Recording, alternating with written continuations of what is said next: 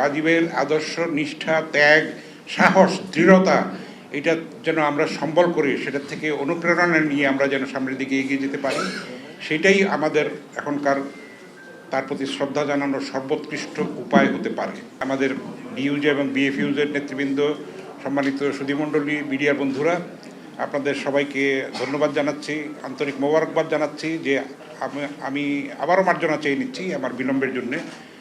যেদিন রুহুল আমিন গাজী ভাই হসপিটালে ভর্তি হলেন সেদিনই আমাদের একটা প্রোগ্রাম ছিল, ডক্টর আসিফ নজরুল আইন উপদেষ্টা, তার সঙ্গে আমি, আমাদের নেতৃবৃন্দ জনাব কাদের গনি চৌধুরী, জনাব শহীদুল ইসলাম এবং গাজী ভাই, আমরা চারজন লিফটে ওঠার সময় গাজী ভাই হঠাৎ করে আর উঠতে পারছিলেন না, উনি হাঁটু ভেঙে পড়ে গেলেন। মানে সেই সময় তাকে হাসপাতালে ভর্তি করা হয়, তারপরে আর উনি আর ফিরে আসেন নাই। আমি যখন দৈনিক বাংলায় ছিলাম 1978 সালের কথা আমার মনে পড়ে, আমি তখন ঢাকা বিশ্ববিদ্যালয়ের রিপোর্টার ছাত্র। আমি সেই সময় গাজী ভাইকে দেখেছি ইউনিয়নে অ্যাক্টিভিস্ট হতে, আজ থেকে 47 বছর আগে।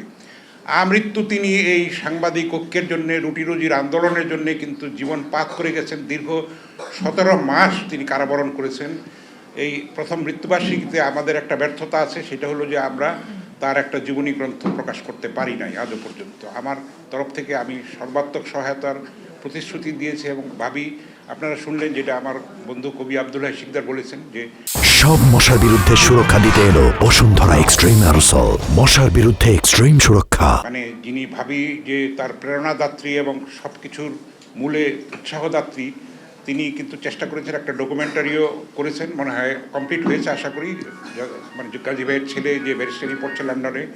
তো বইটা আমরা কিন্তু যদি দ্রুত বার করতে পারি তাহলে আমাদের উত্তর প্রজন্মের জন্য একটা শিক্ষণীয় অনেক কিছু থাকবে, সেই অধ্যায়গুলি থাকবে, আমরা সেটাতে পথরেখা পাবো, দিক নির্দেশনা পাবো। এরকম 7টা ট্রেড ইউনিয়নিস্ট, যেটা আব্দুল্লাহ শিকদার বিস্তারিত বলেছেন, আমি আর সেদিকে যাব না। তো আমরা চাইবো যে দ্রুত যেন সেটা আমরা বার করতে পারি, এবং গাজীবের আদর্শ, নিষ্ঠা, ত্যাগ, সাহস, দৃঢ়তা এটা যেন আমরা সম্বল করি, সেটা থেকে অনুপ্রেরণা নিয়ে আমরা যেন সামনের দিকে এগিয়ে যেতে পারি, সেটাই আমাদের এখনকার তার প্রতি শ্রদ্ধা জানানোর সর্বোৎকৃষ্ট উপায় হতে পারে। আমি গাজী ভাইয়ের আত্মার স্মৃতি প্রতি শ্রদ্ধা জানাচ্ছি। উনি আমার মুরব্বীও ছিলেন, আমি যেহেতু চাঁদপুরে বিয়ে করেছি, উনি আমার প্রটোকলে আমার বড় আত্মীয়ই ছিলেন, সুতরাং গাজী ভাইয়ের স্নেহধন্য ছিলাম, আরও সবাই ছিলেন। তো আমরা চাইবো যে এরকম একজন সাচ্চার ট্রেড ইউনিয়নিস্ট এবং সত্যিকারের ত্যাগী নেতা, এরকম নেতা আমাদের কিন্তু জীবিত আর কাউকে আমি দেখি না। সত্যি কথা বলতে গেলে আমরা এতই দরিদ্র হয়ে গেছি, আমরা এতই নিঃস্ব হয়ে গেছি, আমরা তাদের আদর্শকে যদি সামনে নিয়ে এগোতে পারি, আমরা যদি অনৈক্য দূর করতে পারি, আপোষের চোরাবালি থেকে নিজেদেরকে রক্ষা করতে পারি, সেটাই হবে আমাদের দীক্ষা, সেটাই হবে আমাদের প্রেরণা, সেটাই হবে আমাদের শপথ, সেটাই হবে আমাদের প্রত্যয়।